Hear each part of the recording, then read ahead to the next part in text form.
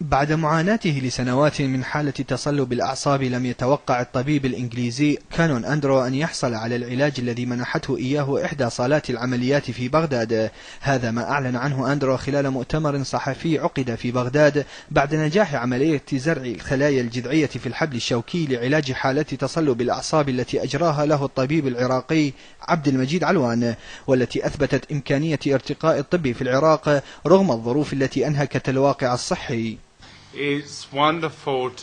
هنا في بغداد حصلت على علاج لا يمكن أن أحصل عليه في مكان آخر.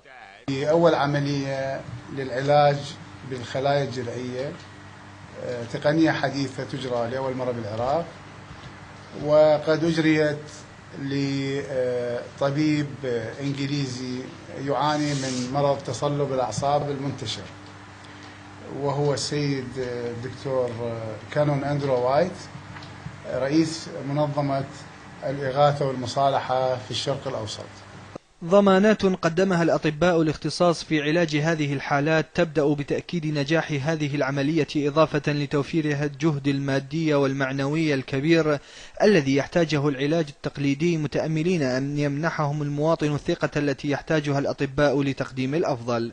نتأمل أنه المريض العراقي بنفس الحالة أنه يقتنع أن يأخذ هيك نوع من العلاج، وهو علاج متقدم. يعني احنا ما نقدر نقول، بس احنا نقدر ننطي تطمينات بأنه هو بدون مضاعفات إن شاء الله، وإجراءه سهل، وقد يعطي نتائج إيجابية بعون الله.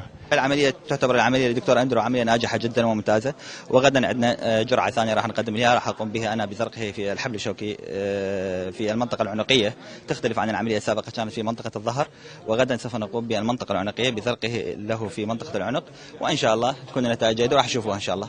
وبعد النجاح والتطمينات التي قدمها الأطباء، أكدوا أن توفير الأجهزة والمستلزمات الطبية الخاصة بهذه الحالة سيتقدم بالعلاج إلى الأمام خطوات كبيرة، ما يعيد لصالة العمليات في العراق دورها الأساس في علاج المرضى. علي قيس، قناة السومرية.